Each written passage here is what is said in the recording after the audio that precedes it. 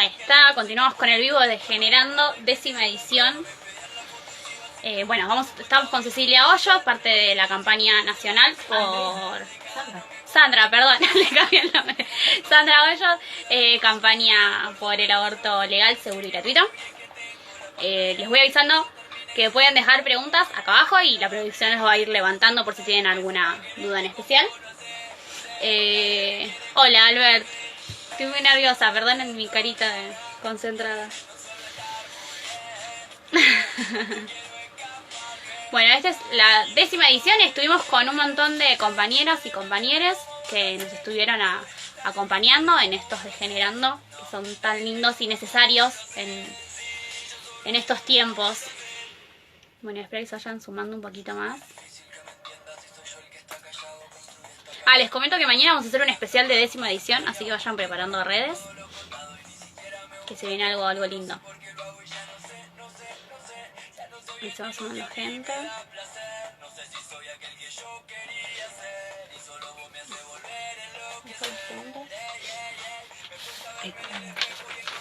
Sí. Tengo acá mi machetito de preguntas. Muchísimas gracias por sumarse, por compartir también a quienes están del otro lado. Ahí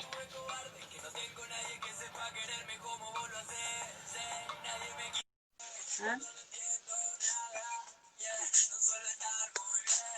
Gracias, Janina. Hola. Te cambié el nombre, te dije Andrea recién. Ay, no, Sandra. Cambié el nombre. Estoy muy nerviosa, me pone medio nerviosa esto. Bueno, veníamos con la pregunta de, bueno, cómo desde espacio docente, cómo poder intervenir y acompañar cuando hay un adolescente o una niñez desde del otro lado. Sí, en principio digamos que es una pregunta, digamos que se han hecho, digamos, muchas compañeras que son docentes y que, digamos, integrantes de la campaña, y bueno, ya hace tiempo, digamos, existe la red de docentes que tiene, pueden, bueno, ver sus redes, que son parte de la campaña. Y bueno, para eso después pueden buscar, que van a encontrar, digamos, en sus redes, hay un librito que se llama El Derecho al Aborto, va a salir ahí al revés, pero bueno, Derecho al Aborto, Guía para Docentes, se llama. Y acá hay información así básica sobre qué hacer en el caso, digamos, que vos preguntaste. Además, digamos que las compañeras trabajan en función de poder incorporar, digamos, la idea, digamos, del derecho al aborto también, que esté incluido, digamos, en la currícula, en los contenidos de la educación sexual integral, y que sea un contenido más. En particular, digamos, acá se explica, digamos, claramente en este manual sobre qué hacer, qué tiene que hacer un docente, digamos, en el caso de que una alumna le haga, digamos, este planteo. En principio hay que tener en cuenta que si a un adolescente, una niña se acercó es porque hay cierta empatía, cierta cercanía, porque entendió, digamos, que puede comunicarse con este docente y entonces tiene, digamos, una suerte, digamos, de confianza, ¿no? Y en ese sentido, digamos, eso hay que valorarlo y en general siempre está vinculado al trabajo docente que se realiza. Obviamente que el rol de un docente solamente en una escuela, digamos, que tenga, digamos, esta iniciativa, que quiera garantizar, digamos, y cumplir con su rol, que es ser garante de derechos, son dificultades, porque en general a veces en toda una escuela solamente podemos encontrar a él o la profe copado, que eso no debiera suceder, pero en muchos casos sucede.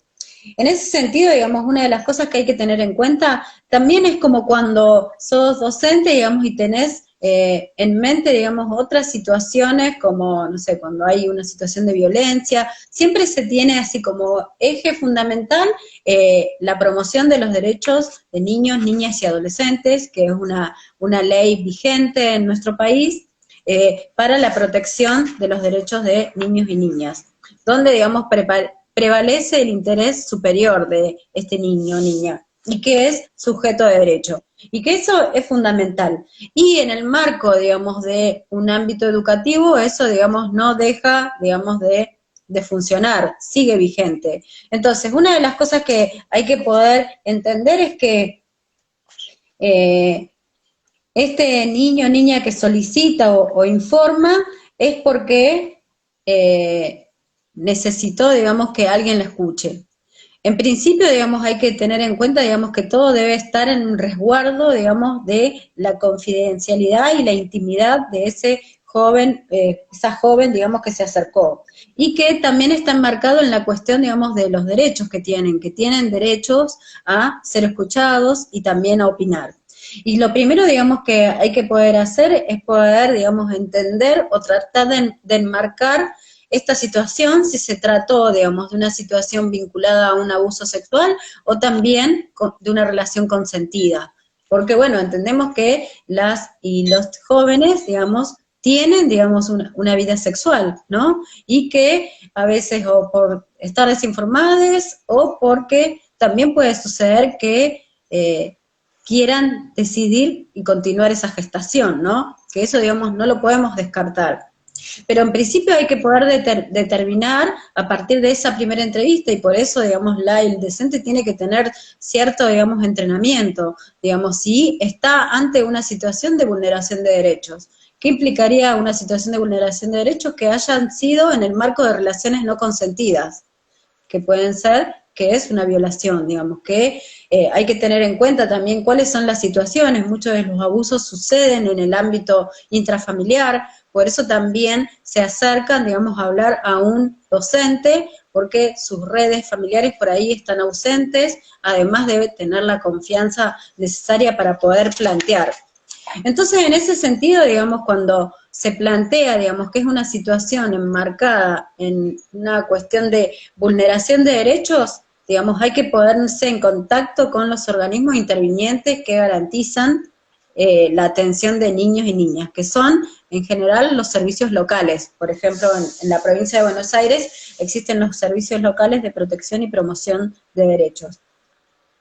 En el caso, digamos, que podamos, obviamente esto también, digamos, debe plantearse y ponerlo, digamos, en cuestión a quienes son parte de la institución. Y obviamente esto también tiene que tener un resguardo sobre la intimidad, lo que dijimos antes, porque prevalece el interés superior de la niña y niño, donde hay que resguardar su intimidad, pero también escucharlo y poner, digamos, en relevancia el interés superior, que significa, digamos, su bienestar, y que ese bienestar, digamos, no vaya en contra de otras cuestiones. Como les decía antes, cuando son mayores de la edad que recién les decía, que pueden solicitar una interrupción legal del embarazo en el ámbito de la salud y que debe garantizarse, y que allí lo que se va a hacer es, va a haber una declaración jurada y un consentimiento informado, y que no necesariamente puede ir acompañado por un adulto responsable, a su sola solicitud. Obviamente que eso, digamos, los servicios de salud deben estar, digamos, entrenados para la recepción de niñas adolescentes. En el caso, digamos, que hayamos entendido que esta situación está enmarcada en una vulneración de derechos para a esa joven, lo que sí se tiene que hacer es una declaración jurada. No es necesario, digamos, la presentación de una denuncia, pero como se va, digamos, a enmarcar en una cuestión de vulneración de derechos y va a haber intervención de los organismos de atención locales, lo que va a necesitarse es que haya un responsable, digamos, legal, como adulto, digamos, responsable o referente, y vuelvo a repetir, no necesariamente sus familiares, porque, por ejemplo, si fuera el papá o el tío, sabemos, digamos, que la gran mayoría de los abusos suceden en el ámbito intrafamiliar. Una de las cosas, digamos, que hay que remarcar, digamos, para poder sostener este tipo de intervención, es que están enmarcadas en la Declaración de los Derechos del Niño, que eso es lo que como docentes, digamos, nos protege no tenemos que pensarlo en función de que, bueno, hacemos esto y a ver, bueno, de con qué me puedo atajar o con qué me puedo cubrir. En realidad nos protege, digamos, como personas que somos garantes de derecho y que somos o estamos al interior del Estado. Y es necesario, digamos, poder entenderlo en ese sentido. Y obviamente esto tiene que ir acompañado, digamos, o a veces sucede por la presencia de la educación sexual integral, que es algo, digamos, fundamental y que es una ley que existe en nuestro país y que aún, digamos, no se implementa de una forma amplia. Mucho menos ahora en este contexto de violencia, de pandemia, donde hay que garantizar la continuidad pedagógica y donde muchas y muchos docentes están haciendo un gran esfuerzo de también seguir garantizando la ESI, pero sabemos que no es lo mismo porque, bueno, muchas y muchos niños y adolescentes quizás están padeciendo situaciones de abuso y de violencia en sus casas en un contexto de aislamiento, ¿no? Y eso es importante tenerlo en cuenta. Ahí justo decía una compañera que para muchos lo que es el docente son como nuestros pares en algunos sentidos, son nuestro consentimiento cuando dentro de casa está lo que se llama el monstruo. Entonces, nada, está bueno saber que se puede hacer algo y que se puede intervenir. Sí. Sí, tenemos, digamos, esa responsabilidad como docentes. Sí, también, la responsabilidad de ayudar. Después dice, ¿a dónde puedo acudir en caso de no saber qué decisión tomar? ¿Alguna consejería, un espacio de contención? Bueno, por un lado, digamos, tenemos los recursos que mencioné antes, que eran los 0800, pero la experiencia nos dice que quien toma la decisión de interrumpir una gestación, digamos, la toma por sí misma evaluando su situación y sus posibilidades y sus proyectos personales. Es una decisión, obviamente, profundamente íntima, digamos, desde la individualidad, digamos, y que tiene que ver, digamos, con una decisión acerca de qué queremos para nosotros, que tiene que ver, digamos, con pensar la autonomía, porque también pensamos en cuáles son las responsabilidades que terminamos adquiriendo, porque sabemos que las mujeres son a las que mayor, digamos, le tienen carga en el cuidado de hijos y que también, digamos, eso hace que se posterguen, por ejemplo, sus trayectorias laborales, personales u otras actividades que quieran hacer. Entonces, lo que nos dice la experiencia, digamos, y el tránsito es que cuando una persona, digamos, decide interrumpir su embarazo, es algo que lo pensó y lo planificó, que si bien, digamos, por ahí se pueden recurrir a otros ámbitos como para aclarar o informar. Hay muchas personas que quizás se acercan o consultan de qué modo, digamos, para conocer, digamos, cuáles son los métodos que existen o cuáles son las formas seguras. Es más que nada para reafirmar. En todo caso, digamos, una de las cosas que debe existir en los espacios de consultorio ILE es informar sobre lo que hay, digamos, en relación a las interrupciones legales del embarazo, pero de ninguna forma incidir en la decisión, es decir, dar la información y hay personas, que no digo que no, es que a partir de eso, digamos, evalúan y deciden qué hacer o qué no, digamos, eso depende, digamos, de las personas, pero sí, digamos, creo que puedo afirmar, digamos, que la mayor parte de las personas que consultan, digamos, es porque toman la decisión y en todo caso cuando preguntan tiene que ver con reafirmar esa decisión que han tomado. Y sí, digamos, se presentan en los espacios de consejería, digamos, situaciones vinculadas a la culpa, situaciones vinculadas como a explicar el por qué quieren interrumpir o no.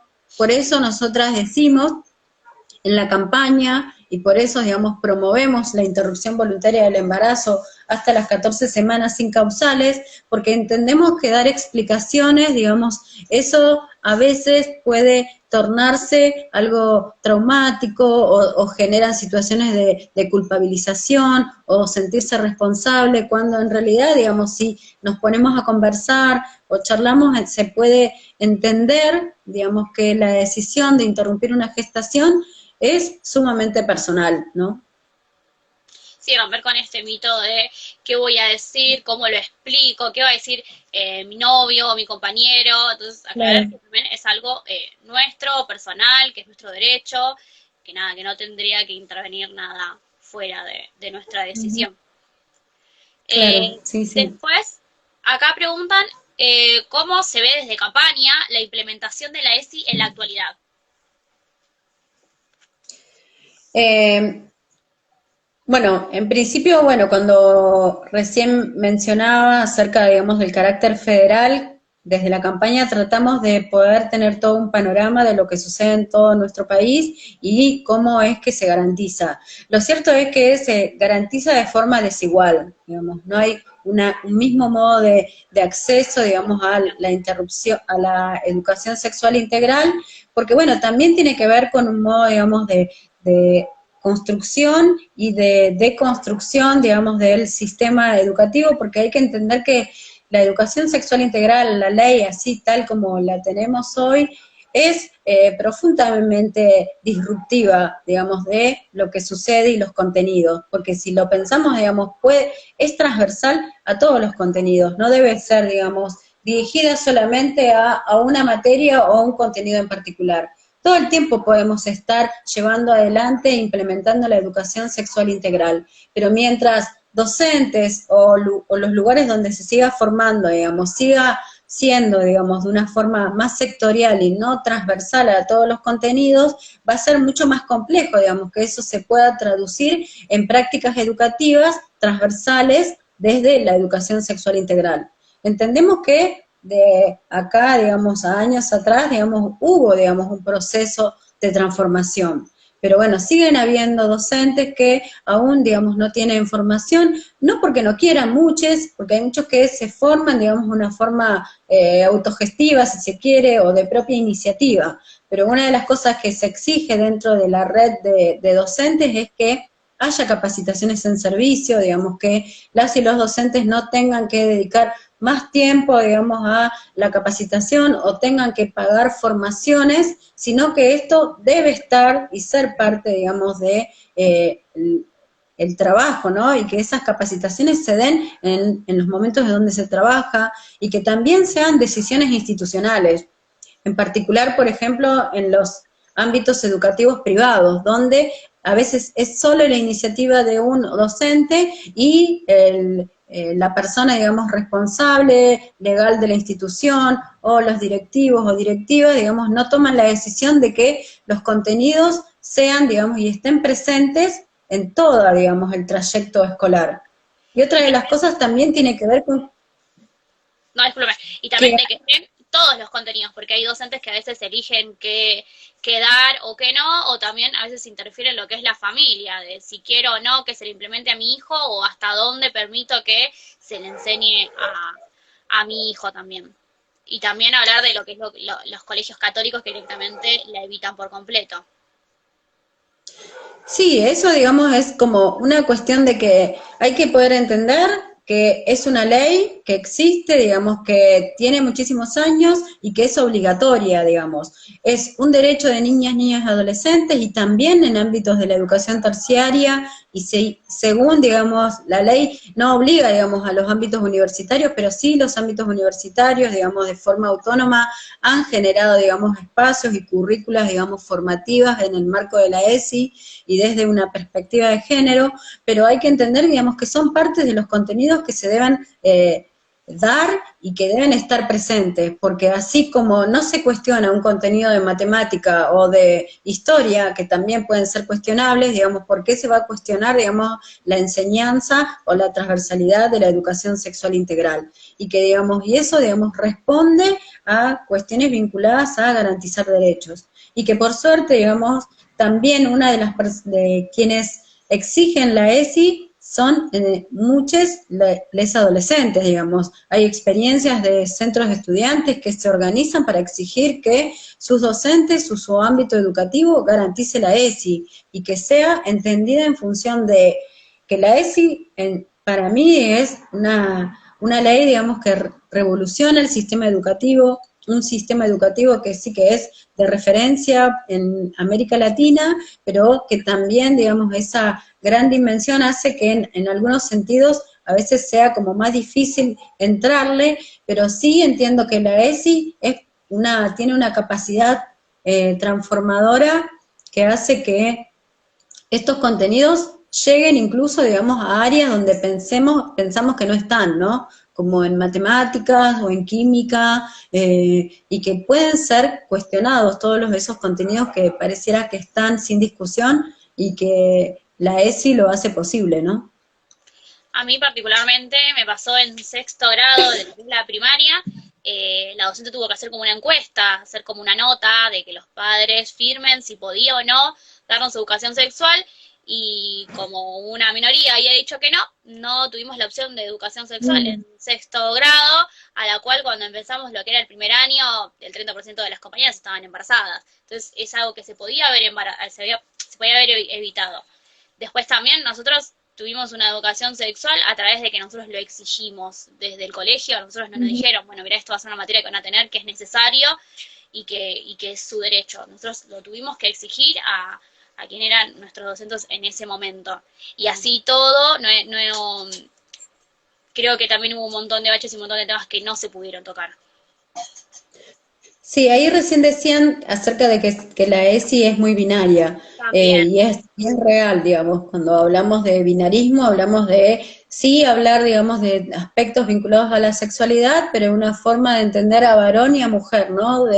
Todavía, digamos, existen los afiches donde se muestra la genitalidad, digamos, de una mujer entendida, sí, y de también un es varón. homosexual, porque no te enseñan cómo vincularte con otra persona de tu mismo sexo. No, también el degenerando anterior hablamos de también qué pasa después, porque hoy la educación sexual es como, bueno, para lo que explicó una compañera, reproductiva, para que no gestemos, pero tampoco te explican qué hay más allá de no usar un método anticonceptivo, que hay enfermedades, que hay un montón de cosas tras eso y que tampoco nos lo enseñan. Sí, eso es fundamental, digamos, poder entender que la ESI no solamente está dedicada, digamos, a promover el cuidado, digamos, de métodos anticonceptivos o la utilización y evitar, no sé, gestaciones no deseadas, sino que es entendida, así como al principio decíamos que una de las causales, digamos, para solicitar una interrupción legal del embarazo es la salud, entendida en términos amplios. La ESI lo que promueve es entender la sexualidad en términos amplios, y que no solamente tiene que ver con la genitalidad, sino tiene que ver con nuestro modo de vivir, con nuestro modo de construir nuestros vínculos, como en dónde estamos, a qué escuela vamos, con qué personas, a quién deseamos, a quiénes... tiene que ver, digamos, con esa experiencia que transitamos y que todo, digamos, está vinculado, digamos, a la sexualidad, porque de hecho, digamos, de ese modo, digamos, también se construye los vínculos sociales. Y por eso es fundamental poder entenderla desde una forma no binaria, porque de esa forma, digamos, se incluye a todas aquellas identidades que históricamente, digamos, fueron negadas, fueron... estigmatizadas, donde pareciera que no existen, pero sí están, y de hecho, digamos, los espacios, como por ejemplo, Infancias Libres, donde está Gabriela Mancilla, la mamá de Lulú, es una de las principales activistas para poder pensar, digamos, una ESI no binaria, pensando en que las infancias trans se empiezan, digamos, a nombrar, a visibilizar, a construir, digamos, en la infancia. No es que, digamos, una persona con determinadas características aparece cuando es adulta, sino que la sexualidad se construye todo el tiempo y la hacemos, digamos, de que yo, digamos, me conciba una mujer cis o me pueda concebir un varón trans, es un proceso de construcción que, digamos, atravesó un montón de contradicciones. Pero la cuestión es que esos procesos de construcción, digamos, no equivalgan a vulneración de derechos, que no sean equivalentes a maltratos y a hostigamientos por entender y construirme así como soy o como me autopercibo, ¿no? Y eso debe traducirse y la ESI por eso es importante porque interviene en un ámbito fundamental de nuestras vidas, que es el ámbito educativo, que atraviesa y en el que estamos muchísimos años de nuestra vida. Entonces, debe estar y debe garantizarse, porque es responsabilidad también de las familias, no solamente de las y los docentes o directivos, también las familias deben exigirla cuando, por ejemplo, no se garantiza. Y están en sus plenos derechos, porque es una ley vigente, una ley nacional, que debe exigirse. Sí, también acá dicen que a veces se dice que es muy fácil decir que la enseñanza viene desde casa, cuando dentro de casa los progenitores son los mismos monstruos, son quienes nos abusan, quienes nos acosan, quienes nos niegan esa información para nosotros no sentirnos partes de nuestro cuerpo y saber qué derechos tenemos y qué derechos no son vulnerados. También es como decía la compañera Florencia, que las travestis existen y no nacen de un repollo, son desde las niñeces y la mayoría en su adolescencia deja de escolarizarse por el tema de la discriminación y de que hay una ESI binaria que no nos enseña a que esas identidades existen. Sí, también cuando recién mencionaban acerca de la educación, ¿no? No también entender, digamos, que la familia es el único ámbito educativo, sino que son los diferentes lugares que transitamos en nuestra vida y que la familia a veces, digamos, en esta construcción ideal que se hace por fuera, lo que sucede es que no todas las familias, digamos, son posibles, digamos, de vivirlas, sino que, digamos, se las padece y que por eso, digamos, cuando alguien, digamos, en un espacio educativo tiene la posibilidad de denunciar o mencionar qué es lo que está padeciendo en el interior de su casa, digamos, cuando eso se habla en la escuela es porque se pensó o interpretó ese niño adolescente que ese era el lugar que lo iba a contener, porque evidentemente, digamos, la idea, digamos, de idealizar, digamos, la familia como el lugar donde todo, digamos, debe transitar y que eso es la base, digamos, la experiencia o lo que nos sucede también en nuestra vida, eso lo demuestra, porque no es así. Y bueno, y hay muchas personas, digamos, que en sus grupos familiares fundamentales o que están, digamos, en donde se crían, no le hacen mejor, no le hacen bien, y que es posible, digamos, poder correrse de esos lugares, pero hay que tener la posibilidad de encontrar lugares de contención, y si ese niño o niña, digamos, lo único que tiene es ese lugar, digamos, que lo padece, es muy difícil de poder correrse, y que después quizás solo tiene la posibilidad cuando es una persona adulta, ¿no? Por eso hay muchísimos casos que han sido conocidos donde personas después de tantos años de padecimiento recién pueden hablar de las violencias que se padecieron cuando se pudieron ir de ese lugar, ¿no? Sí, el famoso después de las charlas y los scratches que se salieron después con el tema de Ni Una Menos. Cuántas personas se dieron cuenta de lo que habían padecido mucho tiempo después, muchas personas mayores también. Sí. También por tener naturalizados ciertos aspectos o ciertas situaciones. Acá me preguntan, ¿cómo es que surgió el proyecto de ley? Bueno, surgió hace... la campaña cumplió 15 años. Antes, digamos, una de las cosas que estuvimos haciendo en este recorrido histórico era poner, digamos, en valor, digamos, y jerarquizar también, digamos, la historia previa de la campaña, donde hubo iniciativas y que era y que hubo compañeras que entendieron, digamos, que esto, digamos, debía legislarse y que el Estado debería ser garante de este derecho.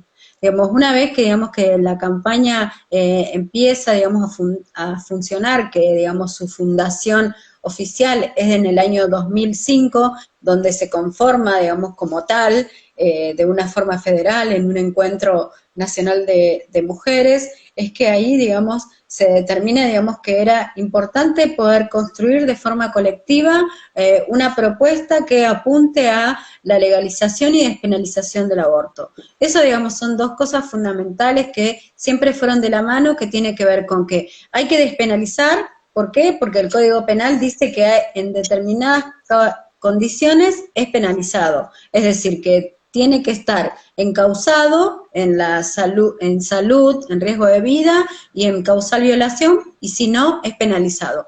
Es decir, despenalizar para que no haya ninguna presa por abortar, y legalizar para que no haya, digamos, ninguna muerta por abortar, digamos. Pero también a eso se le han sumado las otras consignas que tienen que ver con la educación sexual y los anticonceptivos para no abortar.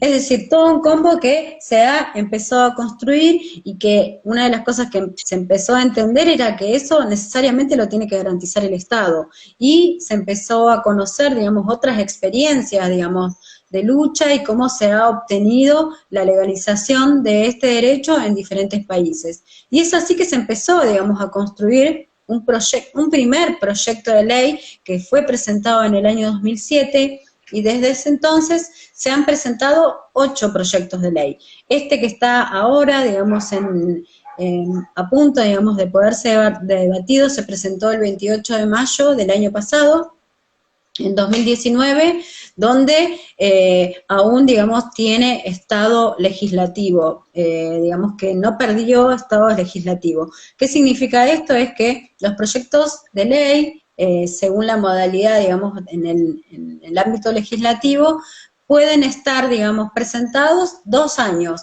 y una vez que esos proyectos no son debatidos, no son puestos en discusión, pierde estado legislativo. Entonces, eso ha sucedido muchas veces hasta lo que sucedió en el año 2018, cuando nuestro proyecto de ley se debatió. Nunca antes se había debatido y había ingresado a el debate legislativo. Y eso para nosotras fue histórico. Haber logrado la media sanción en el año 2018 fue, digamos, algo que quizás muchas no esperábamos, digamos, que se dé. A pesar de llevar tantos años, digamos, de presentaciones continuas y sistemáticas. Y durante todas esas presentaciones el proyecto se fue transformando, nunca se presentó siempre el mismo. El proyecto que se presentó en 2007 no es el mismo que está hoy en 2019. ¿Por qué? Porque la campaña fue creciendo, porque fueron incorporándose muchísimos más argumentos, porque fue entendiéndose la complejidad que significa el Estado, porque se fueron generando más aportes. Antes era la legalización y la despenalización como objetivo, que lo seguimos manteniendo, pero después empezaron a aparecer otras cuestiones. Mientras esperamos que el aborto sea legal, hay abortos clandestinos. No se garantizan los métodos anticonceptivos. Después, con la aprobación de la educación sexual integral, no se garantiza la educación sexual integral. Entonces entendemos que muchas de las cosas que van en función del aborto legal, que deben ir acompañadas para que eso se garantice, había otras cosas que empezamos a hacer y construir. Además de que no solamente entendemos que era la presentación del proyecto de ley y esperemos que se apruebe, sino que entendemos durante todo este tiempo y a través de los años es que hay que construir un consenso donde podamos entender, donde tengamos la posibilidad, por ejemplo, de estar hoy conversando y que el tema del derecho al aborto sea un tema de interés y que nos preocupe, que haya tanta militancia y tanta organización en función de este derecho, que haya tantos pañuelos verdes, y toda esa cuestión tiene que ver con una legitimidad construida, de poder derribar que la palabra aborto era una mala palabra, y poder decir yo aborté y nosotras abortamos y mueren personas, digamos, por realizarse abortos clandestinos, y que darme cuenta, digamos, y la posibilidad de poder hablar del tema implicó que mi mamá me cuente que abortó y que mi abuela también abortó y que yo puedo colaborar o brindar información a una vecina, porque esta información está acá disponible y que es algo que nos pasa cotidianamente. Es decir, nuestro proyecto de ley fue cambiando en función de los pasos que fuimos dando. Y por eso hoy entendemos que nuestro proyecto de ley es lo mejor que tenemos, es lo más que pudimos construir de una forma consensuada, porque este proyecto de ley no es solamente de 5 personas, sino que es de toda la campaña, porque la campaña se reúne en formas plenarias, una vez o 2 veces al año, y allí acuerda todo lo que vamos a hacer durante el año, porque la característica que tiene es que es una campaña que es colectiva y que funciona a partir de los consensos que se generaron con las integrantes de todas las regionales del país que están distribuidas en un montón de lugares y que, bueno, les mando un saludo a todas las compañeras que andan por ahí. Y darle las gracias por acompañarnos, por darnos esta información también, por estar ahí, donde el Estado está ausente y donde las familias también a veces están ausentes. Tengo unas preguntitas más. Una es, ¿cómo se vivió en diputados y senadores? Que fue, bueno, para quienes estamos del otro lado de lo que es la campaña, fueron muchos nervios, fue... Por un lado fue hermoso vernos entre todos ahí, con un mismo color, con una misma bandera, exigiendo los mismos derechos para todos. La verdad que fue hermoso, nos morimos de frío, creo que fue la noche más fría que pasé en mi vida, pero creo que los abrazos entre las compañeras y entre los compañeros nos daban ese calor, ese entusiasmo en lo que fue la media sanción. ¿Cómo fue con ustedes desde el otro lado? Y desde el otro lado fue, digamos, todo esto arrancó, digamos, cuando se incorporó, digamos, a debatir el proyecto de ley, cuando se anunció oficialmente que nuestro proyecto de ley se iba a debatir finalmente y no lo podíamos creer. Bueno, de ahí, digamos, se armó, digamos, una cuestión organizativa, estructural, que daba cuenta, digamos, del trabajo que veníamos haciendo desde hace muchísimo tiempo, y bueno, y ahí se empezó a generar, digamos, diferentes instancias de apoyo, acciones en cada uno de los territorios, nos llamaban de todos lados, ya no dábamos abastos a diferentes canales de televisión, a las radios, entrevistas, no sé, 2 o 3 entrevistas por día, organizar actividades, pedidos impresionantes de pañuelos. Una de las cosas que a mí más me impresionaba era esto, digamos, que todas tenían un pañuelo y cuando andabas en la calle y alguna te cruzabas con un pañuelo, sonreírse, ver a... Sí, ver a adolescentes con pañuelos, que se hable en los canales de televisión con más llegada, que se hable del misoprostol, que se hable de aborto, que se debata, que se cuestione. Y por supuesto, y una de las cosas que más me enorgullecía era la capacidad, digamos, de construir argumentos sólidos, incuestionables y de gran legitimidad para poder decir qué era lo que queríamos y que esto, digamos, no era algo espontáneo ni algo que nació de un día para el otro, sino que era el resultado de todo el camino que veníamos haciendo. Y más que nada, el enorme orgullo que significó que tantas personas se sumen a nuestra lucha y después se empezó a visibilizar esto, todas las acciones a nivel internacional. Hubo días donde se hicieron pañuelazos en un montón de lugares del mundo. Bueno, a cada lugar donde íbamos salía un pañuelazo. Tengo montones de fotos con un montón de pañuelazos donde participé. Nada, poder también encontrarnos con las compañeras que hemos construido durante todos estos años también fue hermoso. El día, digamos, de la media sanción, cuando, bueno, nos emocionamos, nos abrazamos y que también pasamos el frío, mi necesidad era poder encontrarme con las compañeras que había construido durante tantos años, de abrazarlas, de decirle lo feliz que estaba y que faltaba tan poco, y que nada, en ese momento no pensábamos en que faltaba, digamos, la media sanción para tener definitivamente la ley, lo que pensábamos era que era un gran triunfo del feminismo organizado, de una lucha en la que no estábamos equivocadas, de recordar, digamos, cuando empezamos a salir, cuando teníamos que, no sé, pedir que se lleven un pañuelo. Nosotras yo soy de la regional noroeste, digamos, las primeras actividades que hicimos fueron en San Miguel, en una mesa, donde llevábamos algunos pañuelos y estábamos ahí todo el día y se acercaban re poquitas personas. Después, no sé, con el tiempo, en el momento, digamos, del debate, había personas que me escribieron, ay, me acuerdo cuando estabas ahí en la mesita, me acuerdo que parecías una loca y no sé qué. Y Sí, cuestiones, y para mí, digamos, fue muy, muy valioso y que también me emocionaba mucho a las compañeras, a nuestras históricas que lo disfrutaban tanto y entender que era fruto, digamos, y resultado de tanta organización que se venía dando y lo que me permitió ver ese año de la media sanción es lo importante que es la presencia federal de la campaña y que sin duda eso no se hubiera construido solamente, digamos, con la presencia de algunas ahí al frente del Congreso, sino que esa noche de la media sanción también había un montón de compañeras en carpa, en otros lugares donde hacía mucho más frío que en la ciudad de Buenos Aires, en Córdoba, en Mendoza, en Salta, no sé, en Tierra del Fuego, compañeras que estaban, no sé, en Catamarca, en Santa Fe, en Entre Ríos, juntándose.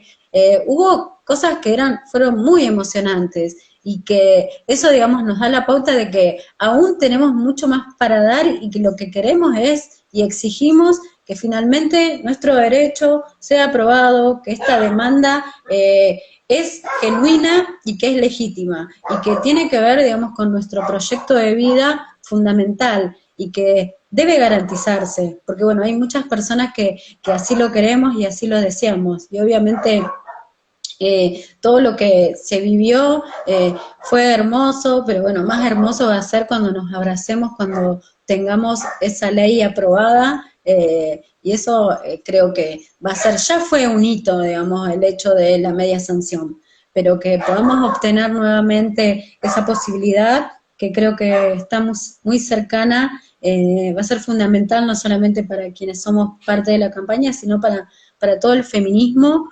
organizado del mundo, ¿no? Porque además después de esto empezamos a hacer referencia en otros lugares y que se han empezado a organizar campañas para la lucha por el derecho al aborto en diferentes países, en otros lugares tomaron el pañuelo verde, en otros lugares, bueno, tomaron pañuelos de otro color, pero ya el verde es la lucha por el derecho al también. aborto. Cómo se levantó Latinoamérica después de lo que fue la media sanción, se dieron pañuelos Sí, por todos lados y la verdad que eso fue, no sé, sí. fue histórico, fue hermoso, fue también tan necesario.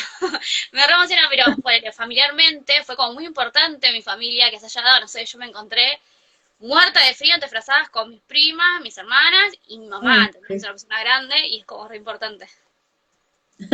Sí, fue muy lindo. Nosotras de acá, desde el conurbano, nos fuimos en un micro y bueno, y llegamos allá con un montón de compañeras. Después, bueno, nos empezamos a perder, pero las que nos encontrábamos era compartir fueguitos en un lado, en otro, ver que estaban así buscando maderitas para ir para prender Cartón, un diario, todo.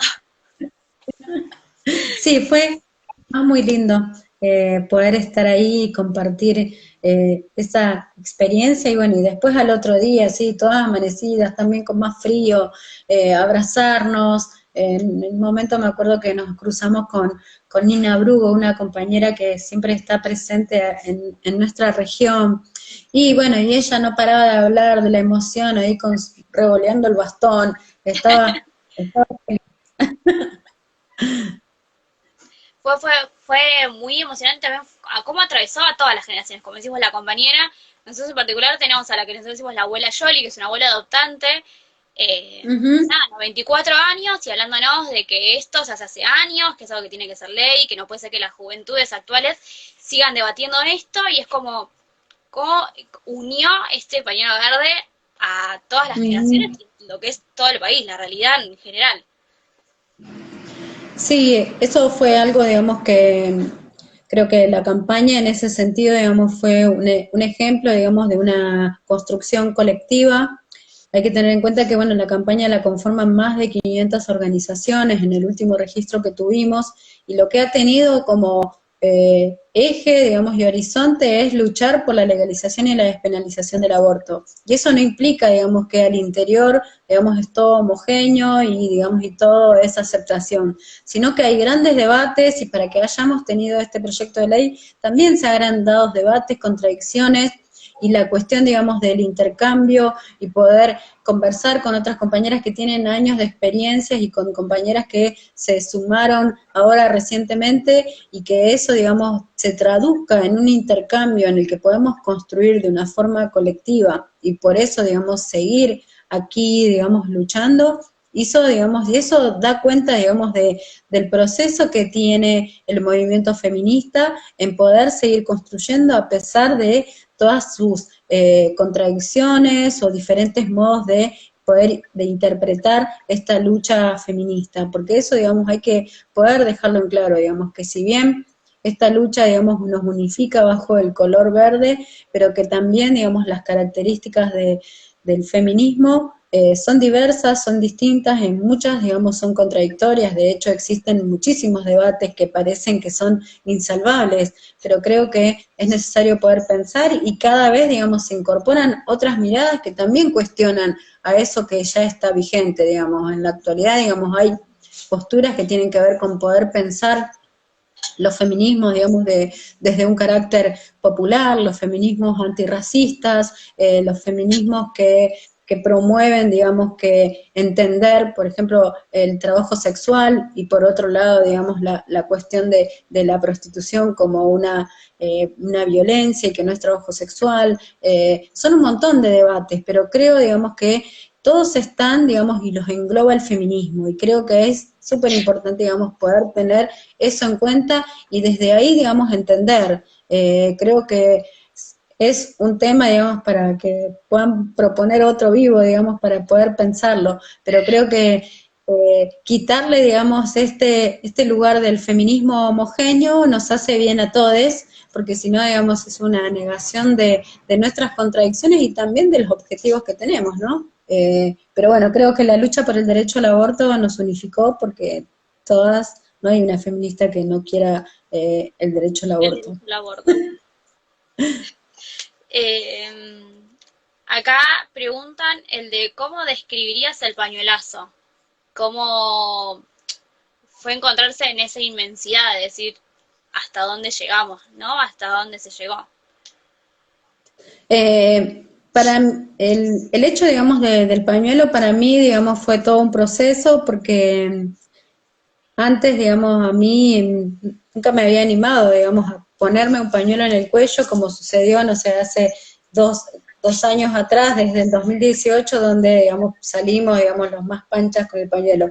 Pero sino que era una cuestión, digamos, de mucha contradicción y de no animarse, digamos. Yo me encantaba, digamos, hacer actividades, no sé, públicas o en la plaza, y ahí ponerme el pañuelo, pero si no era como mucho más difícil. Por ahí para mí fue muy importante, digamos, y como que, nada, eh, rompió, digamos, con todas estas cuestiones que yo por ahí tenía como previas de como de más cuidado, el hecho de que se empiecen a llevar adelante los pañuelazos, esto de levantar los brazos y extender el pañuelo y gritar, digamos, que exigimos aborto legal, y de una forma sonriente, y que eso, digamos, no genere que, nada, alguien diga, qué mal que está, sino que es algo, digamos, una práctica, algo que tiene que ver con la visibilidad, digamos, con decir, acá estamos, estas somos feministas y también somos, estamos a favor del derecho al aborto, ¿no? Y creo que eso, digamos, ha tenido continuidad y se ha transformado. De hecho, hoy, por ejemplo, tuvimos una reunión con compañeras de la regional zona norte, y digamos, y es algo que, digamos, que ya está dicho, digamos, antes de despedirnos, bueno, hagamos un pañuelazo, o sea, lo inventamos como en los lugares donde están, en las charlas Zoom, las reuniones que hacemos por Zoom, hacemos pañuelazo, cuando nos vemos en las calles, creo que es algo que se ha instalado y que lo que provoca, digamos, es empoderamiento, es poder decir, bueno, yo soy otras, soy una más pero con otras, porque un pañuelazo es cuando lo hacen un montón, digamos, otras más. No hago, si yo extiendo mi pañuelo yo sola, no es un pañuelazo, a lo sumo estoy extendiendo mi pañuelo. Lo que hago es poder estar con otras, es lo que hace la colectivización, digamos, de las luchas, y que se extienda un pañuelo, demuestra que acá estamos. Hoy, digamos, la virtualidad nos está restringiendo en algunas cuestiones o nos limita, pero no veo que la hora de que ya termine y que terminemos, digamos, y que pasemos todo esto con los menores riesgos posibles y poder salir a las calles, porque es algo que nos hace y nos hace sentir mucho más cercanas. Porque bueno, si bien queremos que el aborto, la ley por el derecho al aborto se debata y que pase por el Senado y por diputados, pero no sé cómo sería, digamos, que se apruebe la ley estando en aislamiento o en cuarentena. Yo quisiera, digamos, que nuestra ley sea aprobada y que estemos en las calles y abrazándonos, ¿no? Y que sea en verano. Por favor. Y si no, estábamos preparando mucho abrigo y paraguas, porque lo que fue la otra media sanción también bajo la lluvia. ¿Quién iba a Ay, decir que sí, íbamos a estar tantos, todos juntos bajo la lluvia? O sea, claramente el deseo de que sea legal, de que sea seguro, de que sea gratuito, de poder acompañar, de las que lo necesitan, las que los necesitaron y no pudieron, era tan grande que no hubo ni tormenta que nos parara. no, no, no. No, ese día, digamos, fue bastante duro porque sabíamos que yo ese día, digamos, fui parte de lo que fue la estructura de seguridad, de cuidado, ahí en Congreso, y bueno, fui más temprano, estuve ahí viendo, bueno, cómo la gente iba llegando, y bueno, y no era el clima, digamos, así de tanta alegría que como fue la media sanción, porque en principio, digamos, preveíamos o teníamos todas las esperanzas de que esa media sanción se dé. Lo que sabíamos en el Senado era que era muy difícil, digamos, que la otra media sanción que nos restaba se dé. A pesar de eso, había compañeras que decían, sí, lo vamos a hacer. Bueno, yo ya estaba, digamos, con una cuestión de cuidar a las compañeras y lo habíamos planteado así desde la Comisión de Seguridad. De hecho, digamos, se habían generado un montón de cuestionamientos por algunos sectores porque no habíamos armado el escenario ahí cerca del Congreso como se había armado en la media sanción. O sea, el escenario se armó ya en la 9 de julio, porque obviamente ahí sabíamos, digamos, que no era posible que podamos tener la media sanción, y previendo, digamos, que haya situaciones que no garanticen la seguridad de quienes estaban ahí, se previó, digamos, que el escenario se arme muchísimo más lejos, porque bueno, iba a ser una gran complejidad poder garantizar eso. Además, otra de las cosas que, bueno, que sucedieron fue que hubo, además de frío, hubo lluvia, ¿no? Y eso también complicó las cosas en cuanto a garantizar las proyecciones que estaban previstas, el tema del sonido, bueno, que se previó también que había muchísimas más personas. En el anterior, digamos, media sanción, hubo muchas situaciones donde se puso en riesgo, digamos, la seguridad. Eso, digamos, una de las cosas que se ha logrado desde la campaña y la estructura que, digamos, que brindó que se garanticen las dos acciones más masivas que fueron ahí en el Congreso, es que se organizó, digamos, el cuidado y la seguridad íntegramente por la campaña, lo garantizó. Nosotras, las compañeras, digamos, que se sentaron a negociar con la Ciudad de Buenos Aires, lograron, digamos, que las fuerzas de seguridad no estén al interior, digamos, de nuestro espacio. De hecho estaban, pero por fuera de los lugares delimitados. Del otro lado.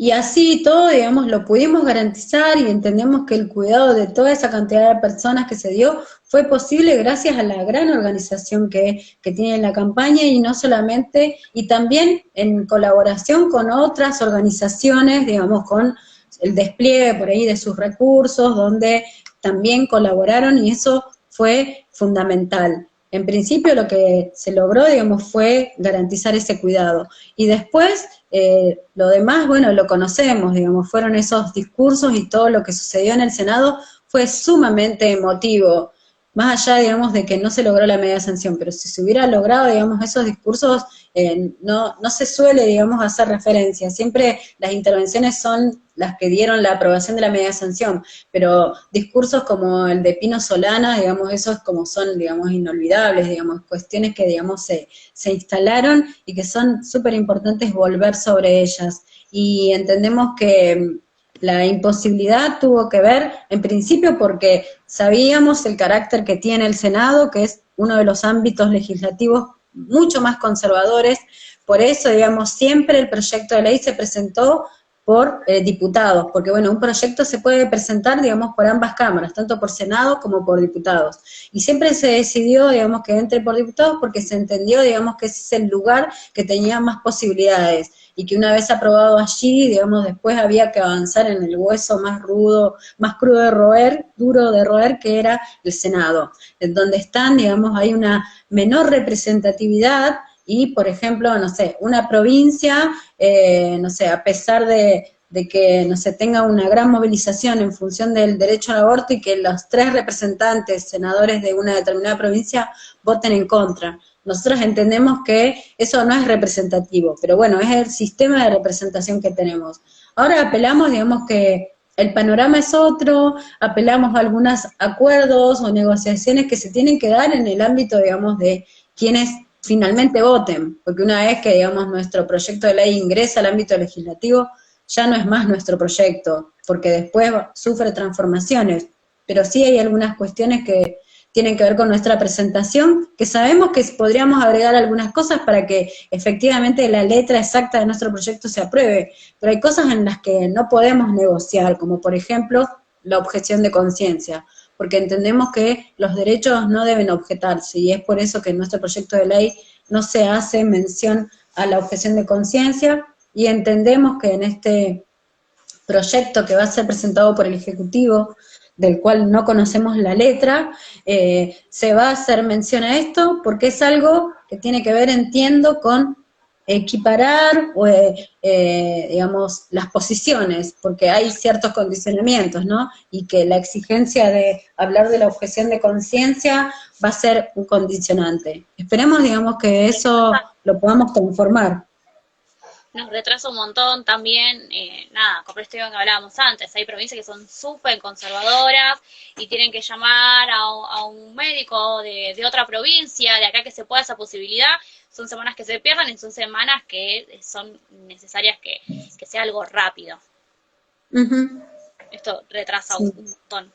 Pues última pregunta, tenemos los últimos 5 minutos. Ay, bueno, Se pasó re rápido. sí, Es, súper. ¿Cómo es la participación dentro del encuentro plurinacional? Nosotras, como campaña, desde hace muchísimos años, desde que existe, desde el año 2005, participamos en diferentes talleres. Una de las modalidades que tenemos es ser, digamos, partícipes de los talleres vinculados a nuestra temática, como es estrategias para el acceso al aborto, ahora los talleres de educación sexual integral, los talleres de salud, y en definitiva, digamos, no es que vamos con un acuerdo previo, pero sí, digamos, en función de seguir debatiendo, intercambiando y mostrando que demás compañeras conozcan, digamos, el modo de trabajar que tenemos, y además se realizan actividades ya desde hace tiempo con el famoso gaseo de la campaña, que lo llevan adelante las compañeras locales, las compañeras, no sé, de La Plata, por ejemplo, en el último encuentro. Respecto, digamos, a la definición acerca de lo plurinacional o encuentro nacional de mujeres, una de las cosas, digamos, que hay ahí al interior de la campaña es que es una cuestión que no se ha decidido, digamos, pero no es un tema que se ha discutido acerca de apoyar o no, y eso, digamos, tiene que ver con las diferentes características, digamos, como regionales, y regionales, digamos, que lo mencionamos así, digamos, en la regional noroeste para nosotras, ya es el encuentro plurinacional de mujeres, lesbianas, travestis y trans, pero bueno, sabemos que ahí hay una cuestión, digamos, que cada vez como que se va, digamos, dividiendo un poco más, digamos, y que todavía no hay, hay intenciones de seguir mencionando el Encuentro Nacional de Mujeres y por otro lado, mencionar el plurinacional como se viene exigiendo ya muchas organizaciones de hace dos años mínimo. Bueno, la presencia de la campaña siempre es importante porque además el espacio de los encuentros lo que hace es encontrarnos con compañeras de todo el país y ahí es una posibilidad más de encuentro y en general solemos hacer una reunión plenaria donde ahí nos encontramos y vamos viendo y bueno, y siempre son ahí las que nos reciben las compañeras de cada territorio. En este caso va a ser en San Luis, que no sabemos bien cómo se va a definir, bueno, y allí también, y allí también están presentes. Sí. Bueno, Sandrita, al final los últimos 23 segundos me está contando Instagram, me va a cortar. ¿Querés que continuemos uno más o querés que cerremos acá? Si querés dar redes o algo por el estilo. Sí, las redes, campaña Aborto Legal Noroeste, y bueno, y campaña Camp Aborto Legal, y ahí ven a todas las regionales. Sí, yo ahora tengo también una reunión con otra grupa